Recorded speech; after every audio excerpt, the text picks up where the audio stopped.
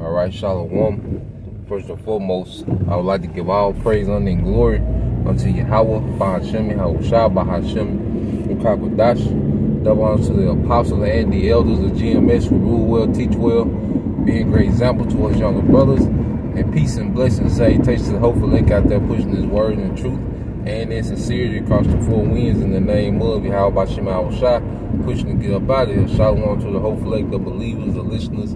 They have came back to the obedience of the scriptures through faith in Yahweh Shema Shah. And what I want to touch on today, just knowing, the situations of what time we in and acting, accordingly, because it's very important in these times, to have a particular mindset, to endure, what's to come. All right, because first and foremost, we in the spiritual battle. And when we spiritual soldiers in the battle, as it gets closer to the end, the fight gets more intense. You got battles, all right, with your personal demons. Satan trying to attack you through your lust and your weakness. And then you have the opposition, all right, the extension of Satan, Esau, Edom, with his enchantments. And the things that he's bringing forth, you see. So as we understand, that we're in a spiritual battle, we should act and move accordingly.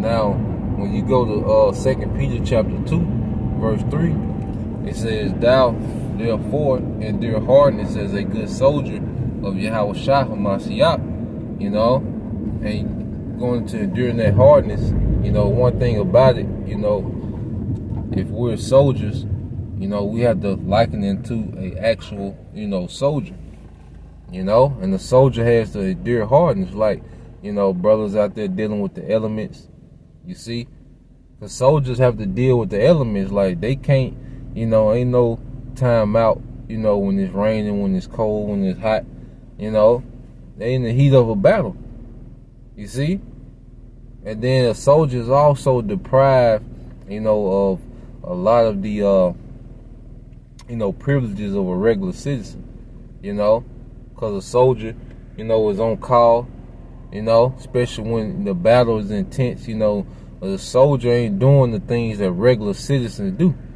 and that's another thing we have to endure, being deprived of particular things, and that's why, it's a lot of things, that's blocked off, onto us, within this ministry, man. For what, man? For focus sake. Because it's easily for this flesh, to get distracted, and sidetracked. Now, reading verse 4, it says, and if a man, it says, verse 5, it says, no man that warreth entangle himself with the affairs of this life, that he may please him, which have chosen him to be a soldier. Yeah, and remember, we was soldier, we was called out. You go into the elect, started at 144,000, and were men that was called out, for a purpose. So we was removed, from regular society, basically, man. We still here, we still know how to coexist amongst these people. All right. But we have to understand that, we can't live like a straight up civilian, because we in the spiritual war. You see, there's things, that we have to abstain from, there's things that we have to do a lot less, than average people, and there's just a hardness that we have to endure that's above, what these people going through now, and they're just making us tough, for the times to come. And a great example, is when you go to the account, all right, when Uriah, all right, the husband of Bathsheba, when David had dealt with Bathsheba and she became pregnant with a child, and he called Uriah from the battlefield, and he had a plot, to send Uriah to the house, so Uriah can live, so Uriah can lay, with Bathsheba, and he could put that baby off on Uriah, you know. But what happened when King David, you know, sent Uriah to the house, you know, he didn't go home. You know, he slept at the door of the palace, man. He slept on the ground. You see, probably what he was doing out there on the battlefield, he was sleeping on the ground. You know, so Uriah, he didn't want to lose that edge. You see, the elder brother of Tazawam in Atlanta, you know, made a lesson, you know, dealing with, you know, having the edge, man. You know, and as men, especially in this Western society, where, you know, it's a society about, you know, being pampered. You know, this is a society that's all about, you know, being pampered. It takes away our edge as men. You know, especially in these times that we in now. You know, and the Most High, like I say, Most High, he cut particular things off when we don't have access to it. You know, because of what, man? He wants to, you know, keep us with that edge.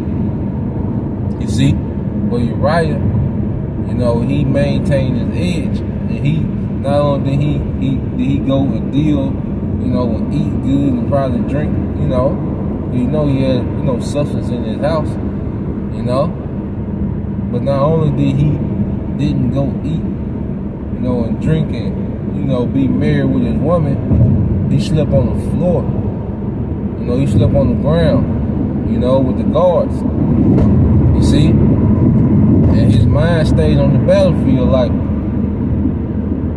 he told David, because David was like, you know, why you know, go to the house? And he was like, you know, my men are at war, you know, so let you know that he had to be, you know, had some rank within the military. Like, his men was at war, and he was like, should I go and be, you know, lay my woman? You see, should I go be booed up, colored up, you know? No, man. You see? And that's the mind frame that we have to have spiritually, man. Now, we know, all right, it's a balance to everything. You know, you got a woman, you know, especially if a woman is an asset to you, you know, she's, you know, pleasant, you know, decent to dwell with.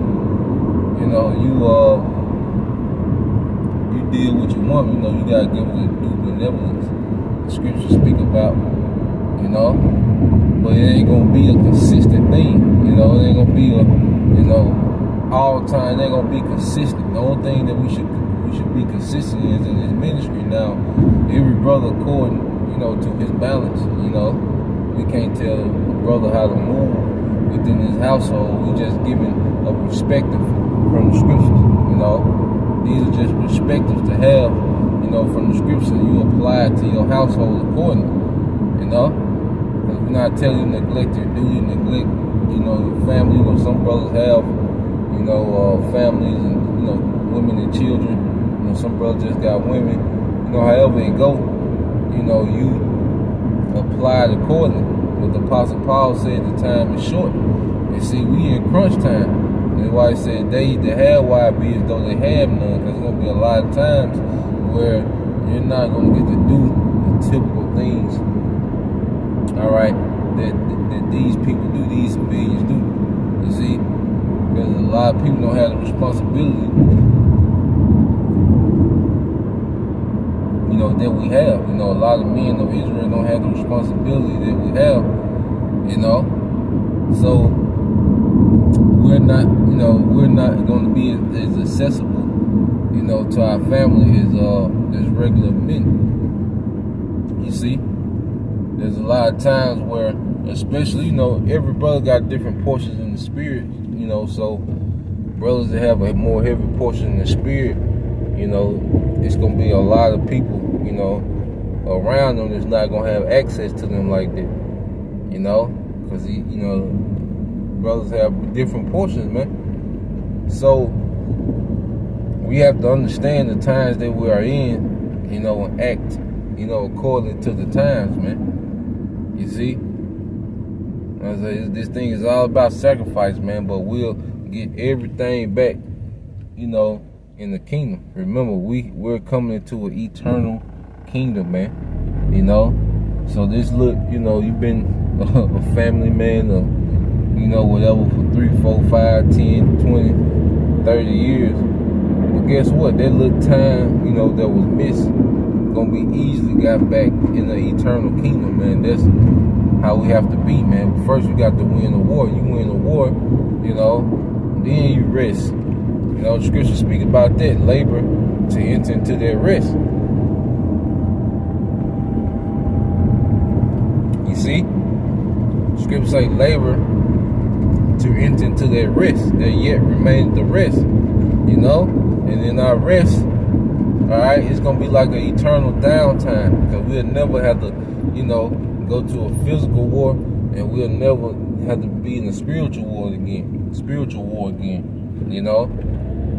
Like I say, the last thing that's gonna be defeated is death. You see? So we have to have that mind frame, you know, moving forward, you know, just a spiritual perspective. You know, I wanted to put out there. I say, brothers, you know, apply it to your situation accordingly, man. You know? So there was a point, you know, the Lord will, you brothers, you know, you few sisters, you know, were edified. Until the next time I say shalom.